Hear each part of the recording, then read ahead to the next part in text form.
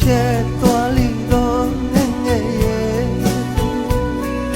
ဘယ်စီကိုရဲ့ပြန်တန်းနေတယ်လေပြောွယ်မင်းသွားတဲ့နောက်ဒီငွေတောင်းတမ်းမတို့များလေမင်းရဲ့အကြောင်းမချရ